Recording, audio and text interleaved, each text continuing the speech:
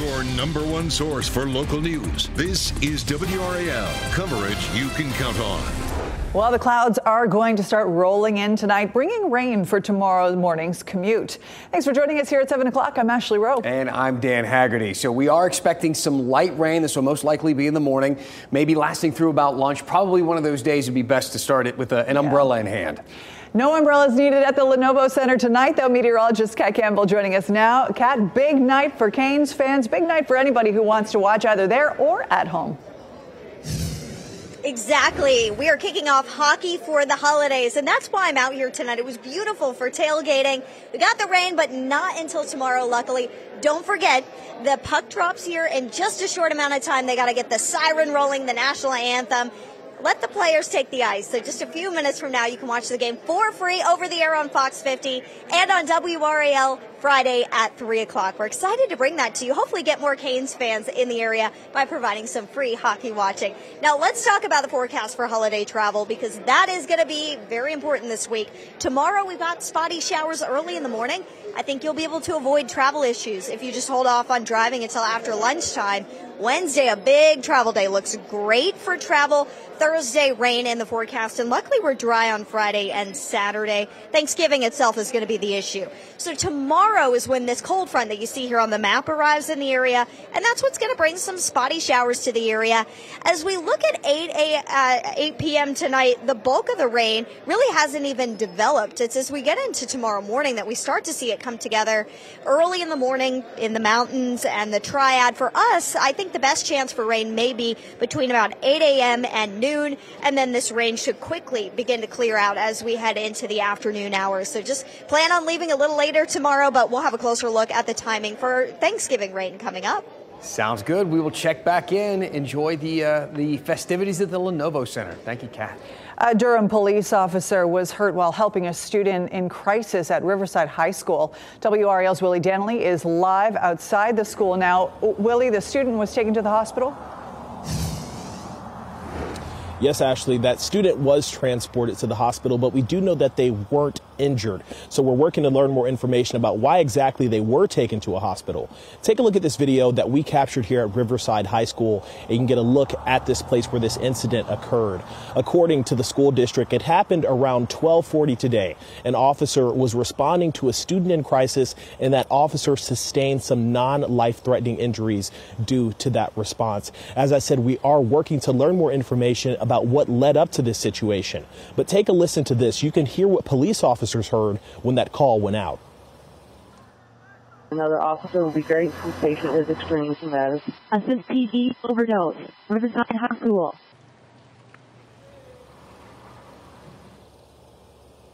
I spoke to people who live around this area, and they tell me that it's very sad to hear that an officer was harmed while trying to be helpful. We are working to learn more information about the current condition of both the officer and the student that was taken to the hospital. In Durham, Willie Danley, WRAL News. This is Brian Schrader in the WRAL Live Center. I want to do a quick update on traffic after we saw a pretty serious crash on the northern side of Raleigh this afternoon, about 4:30 on Capitol Boulevard at Brentwood Road. We had a crash where we know some people were injured apparently, and there were reports that perhaps a pedestrian was involved. For a while we saw some big delays. It has since cleared and traffic's flowing normally. Around the rest of the triangle right now, the only delays that we're seeing are those on Wade Avenue approaching Edwards Mill Road as the hockey game gets underway. Good to hear. Thank you. Pretty soon, Carter Finley Stadium could get a new name. The university partnered with a special agency to look for a possible sponsor. Carter Finley has been around since 1966, and at the time, it was just called Carter Stadium, named for two graduates from Wallace, North Carolina. The Finley got tacked on in 1979, named for Albert Earl Finley, a prominent businessman in Raleigh. It's held the same name ever since, hosting dozens of iterations of Wolfpack football teams. Here's what the current head coach, Dave Doran, said about the possible change. Athletic directors and athletic departments need to raise money, with this new legislation and the amount of dollars that revenue sharing is put on their plates. And so I think it's good business by him. I think that's what he should be doing, is finding creative ways to move the ledger. It's all about getting more money, right? So let's dig a little bit deeper into what Doran's talking about. Their new legislation, revenue sharing, you heard those. I spoke with WRAL's investigative sports reporter, Brian Murphy, to really give us some context. WRAL investigative sports reporter Brian Murphy joining me now. Brian, this comes as NCAA schools are preparing to share revenue with student athletes next year. Now, NC State didn't specifically mention that in their announcement, but it likely plays a big role here, right? Yeah, every decision that's being made right now is coming down to this revenue sharing. Starting next year, schools will have to share at least $20.5 million with their athletes. North Carolina State has a budget of about $124 million. So where are they going to find $20 million extra to pay their student athletes? Well, it could come from naming rights for Carter Finley. You've seen North Carolina talk about putting logos on the court, corporate logos on the court, or their fields, or even their uniforms. So schools are getting really creative trying to find additional money. Talk about pressure. What does NC State stand to lose if they don't do this? I think this is just one of many revenue streams that they're looking at. They announced a widespread change to their football tickets, football donations, football parking. So they are looking under every possible area for revenue. And so this would just be another way for them to generate some of that revenue. What they lose is a possible revenue source to pay these athletes. Well, I'm sure they're looking at other schools as well and seeing what best practices are and what has been successful. NC State basketball team left Reynolds Coliseum in 1999. They've played at PNC Arena, now dubbed Lenovo Center, for years. How is that different from this? It's not. I mean, this has been happening all over sports for years and years and years. We've seen beloved Memorial Stadium or Soldier Field. Everything is getting a naming right? We're seeing it on uniforms in the WNBA. They just wear the names, and the NWSL, the Carolina Courage, they just wear sponsor logos right there on their jerseys. Yep. So this is the way of the world and the way of college athletics, for good or bad. Let's talk about the fans. We can't ignore the fans. So could this upset the Wolfpack faithful? Sure, but all these changes are upsetting someone, right? College sports is much different than it used to be, and that is very upsetting to some people. The stadium opened in 1966. It was just named Carter Stadium. They added the Finley in 1979. That's a long time for people to be familiar with calling it Carter Finley Stadium. It will take a generation or two for the new name to work its way through, and of course we don't know what that new name is, and it's possible they don't get the type of revenue they want to even change the name. Okay, so a lot to be seen. Brian, thank you. Thank you. You can't have a conversation about sports without talking about money nowadays, which is why it's so nice tonight that the Canes are free for folks who want to watch it over the air. All you need is the antennas on your TV, and you can watch the Hurricanes play live. Here we got Brett Neese out at the Lenovo Center. So, Brett, you've been out there hanging out all day. It's been an exciting start to a holiday week for a lot of folks. A great way to get the Monday night started with some Canes hockey. How's it going? Oh, Dan, you're absolutely right. And, Carolina doesn't do it like anybody else. Carolina hockey is truly the best. The tailgating, the weather was perfect. And they just wrapped up sounding the siren, and the national anthem just played. So the puck is about to drop over on Fox 50 for free over the air for folks to watch. We've got a few people still filing in right now here into the Lenovo Center, the stragglers that are getting into their seats. We got plenty of new popcorn and pretzels that are ready for those that are here. But I want to show you what that tailgate looked like. I'm telling you, tailgating for a hockey game, it doesn't matter what time of year it is special. And outside of the Lenovo Center this afternoon, there were plenty of people, including that young fan right there. That's Carson. He's celebrating his 4th birthday today. He's just having the time of his life. He's hoping to be a goalie one day out there on the ice himself. We caught up with his mom as well. Take a listen. Getting to share in sports that I think he might grow into would be pretty cool. He's already said he wants to skate at the Lenovo Center, so it would be really great if we could maybe make that dream come true, but we've got time. And he is a goalie, and the Canes right now are going through some goalie struggles, so they might need him out there on the ice with Freddie Anderson and Pyotr Kochetkov, both injured as of right now. They're going to have Spencer Martin in the net tonight, it looks like, I believe. And Seth Jarvis is back. He is a fan favorite, and the fans are so excited to have him back out there on the ice. Dan, this is just a regular season game, but we're having a whole lot of fun. I love it, Brett. Thank you so much. Appreciate it. Maybe get some pads fitted for the little man. They might need them tonight. If you are looking for the Carolina Hurricanes game, you can flip over to Fox 50 right now. Post-game coverage tonight will be through FanDuel Sports Network. Later this week, we are airing the Canes game against the Florida Panthers. That's Friday at 3 p.m. Again, over the air. You just need those rabbit ears. You can watch it on WRAL. So the game starts on Fox 50 right now. Go ahead. It won't hurt my feelings. It might a little bit, because if you want to stick around for just a bit longer, it is Monday night. And you know what that means. We're going to be pulling some feedback out of the in-depth mailbag. We got some questions about redistricting and why we even did it in the first place. Let's talk about that. And since it's Thanksgiving week, let's talk about North Carolina and how important it is to holiday celebrations. That's right after a short break.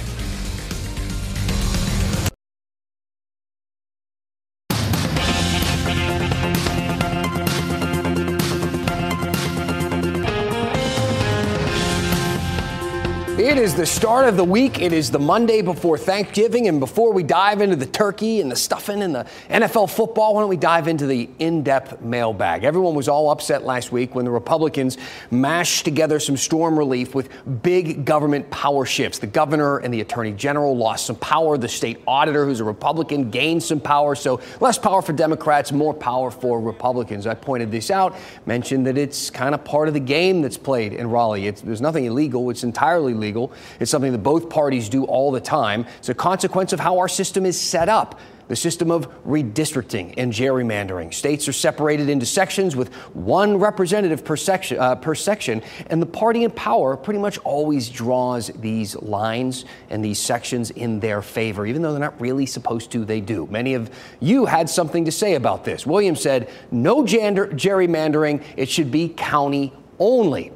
Darlene asked, why do the counties have to be redistricted in the first place? So let's consider all this for just a moment. First of all, it has to do with population. Okay, each district has to have right around the same number of people in it. You know, one legislator can't represent thousands and thousands and thousands of more people than another legislator. If you think about it this way, you take Tyrell County, for instance. It's the smallest county in our state, has about 3,000 folks living there. Then there's Wake County. It's the largest with 1.1 million people there. Should Tyrell and Wake counties have the same number of representatives, even though Wake's population is like 300 times larger? No, probably not. This is why we redraw those districts every 10 years, because people move. They go to different places. They come from out of state in some cases, or they move in state, or they move out of state from one community into another. A district's population can change a lot over a 10-year period. So we go back, we redraw those lines to account for all of that. Which brings me to this comment from David. He wrote, we clearly need an independent board to redraw our districts so that all North Carolinians are represented, not just those of one party. We should say a handful of states already do this. This is a map here. 11 do it for their congressional districts. Those are the ones marked the yellow states that you see, like Alaska there. 16 do it for their state legislative districts. Those are the purple ones. And then some states do both. You see them there with the yellow and purple stripes. Some commissions include politicians. Others have no elected leaders on them whatsoever, just a nonpartisan group of people. In the last election, Ohio had the choice to put citizens in charge of the redistricting commission list, but voters rejected it. The constitutional amendment that would have established that failed to pass. North Carolina could try a similar amendment, right? But as I mentioned on Friday, the lawmakers decide which amendments get on the ballot. So if you're waiting for the people who are taking advantage of the rules to change the rules, you might be waiting for a long time.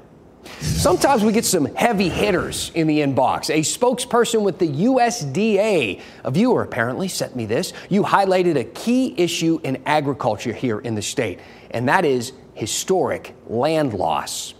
That was a response to a segment on developers buying up a bunch of farmland in Wake County. And frankly, we should say our farms are, in fact, disappearing at record rates. North Carolina is growing. They're building houses and factories and highways and that sort of stuff. And that gobbles up farmland, which could be a problem if it's not controlled. Speaking of gobbling, Thanksgiving just wouldn't be the same without our farms. We are number 2 in raising turkeys here in North Carolina. We're number 1 in the country in sweet potatoes. In fact, we grow more than half of the country's sweet potatoes. 3rd largest for hogs and pigs, and we grow more Christmas trees than anybody. The holidays need North Carolina. Yet, here we are. In the last 9 years, Wake County has lost nearly 23,000 acres of farmland to development. If this continues at that rate, Wake County will have 0 acres in the next 30 to 40 years. I talked with that USDA person, the spokesperson who emailed me, and he put it this way. it's a double-edged sword. Like really, North Carolina is at a crossroads of what type of state does it want to be? Does it want to be the agricultural producing state that it always has been, or are we going to lean towards more tech? And that's really that cultural identity that we have to kind of come to grips with.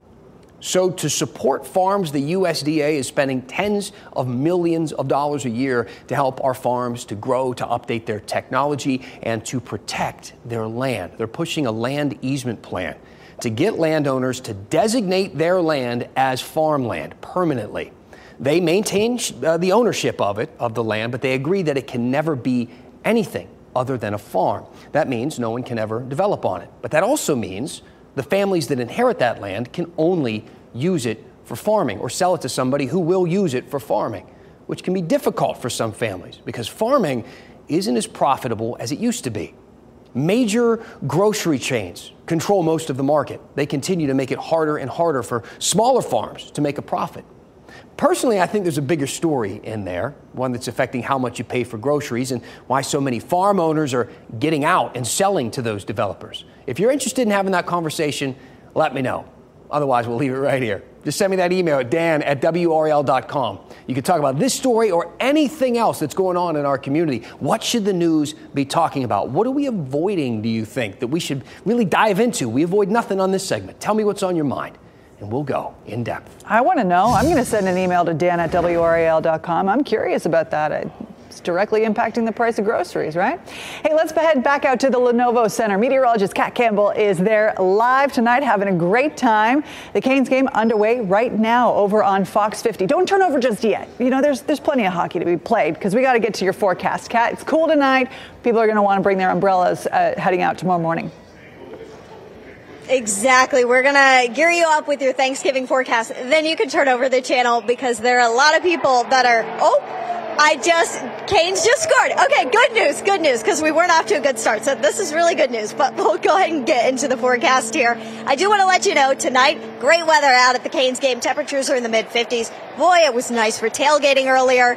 And as we look ahead to Friday's game, which will air for free on WRAL starting at 3 o'clock, it's going to be much colder. A good day to maybe stay inside at home and watch that game. 49 and a bit on the breezy side. The big story for us is the rain that we have in the forecast for Thanksgiving. We covered the light rain in the forecast tomorrow. Most of that's going to be about 8 a.m. through noon. Thanksgiving, it's going to be a higher impact rain likely. There could even be a few rumbles of thunder. As we start out the morning, it should be pretty mild. Rain chances up to 80%, though, by 11 a.m. So let's take a closer look at Thanksgiving Day on Futurecast. As we look at 8 a.m., it looks like the bulk of the rain is going to be just off to our west, perhaps, but it kind of fills in from there. It's going to be more spotty early on, and then midday into the afternoon may end up being the more widespread showers that we see, and perhaps some thunderstorms in the southern part of our area. Once the high-resolution model data comes in tomorrow, that's when we'll really be able to pinpoint who could see those storms. You can see as we get closer to 3 o'clock, maybe you do the afternoon lunch dinner meal like my family. A lot of rain in the area at that time, and then through dinner time, maybe you hold off a little later. We still have a pretty good chance for rain, but I think that the rain chances should begin to die down after about 8 o'clock. This model may be holding them around a little bit too late into the evening. Behind this system, it gets cold, and I mean genuinely cold. We are talking about a hard freeze area-wide with temperatures expected to dip into the mid-20s. You're going to see those mid-20s showing up here on our 7-day forecast. 68 degrees will be the high tomorrow. Some morning rain early in the day. It looks pretty light. We're back in the 30s again tomorrow night. Wednesday, luckily, looks nice and dry for holiday travel. That's a big travel day, so that is a relief. But Thursday, there's rain in the forecast pretty much statewide in North Carolina. So if you're going to be driving, just a heads up there. As we look ahead to the weekend, though, look at those numbers. 55 Friday, 28 Saturday morning. Saturday and Sunday highs are just in the upper 40s. And then toward the end of our 7-day forecast, there's 2 mornings in a row with lows in the mid-20s. Next Monday, the high just 45. So it is definitely going to be feeling like December as we head into the month of December. But out here tonight, we were excited to see that the Canes just scored. That's great news. We'll be watching them on Fox 50 tonight and WRAL on Friday. It's really exciting to see you know, that hockey is becoming more accessible to so many people, and to see the Canes fan base really explode over the past 5 to 10 years, Ashley. And you know what's so awesome about it is being able to see so many younger kids as well getting excited about it. It really is a family-friendly affair. It's a great time to go out to the game. Cool. Thank you, Kat. Hey, one last thing. A Christmas tradition WRAL has covered for decades. Moses Mathis and the Great Bicycle Man giveaway. Stick around. We're back in 2 minutes.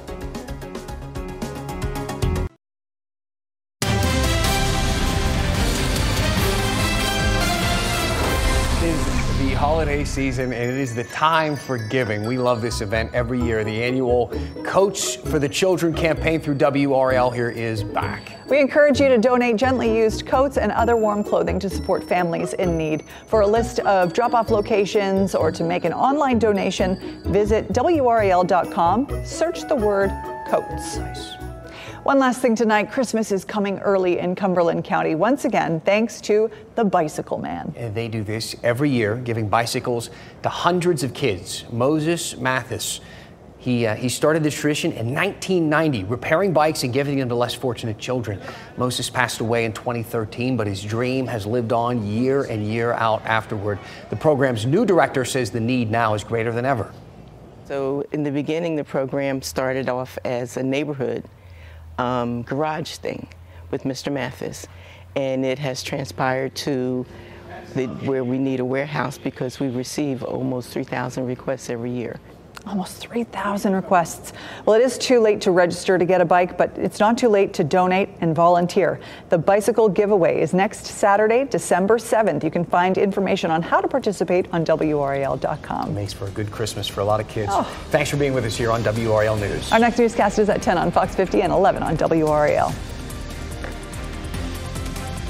Keep watching WRAL News over the air Channel 34 and Spectrum Channel 1257.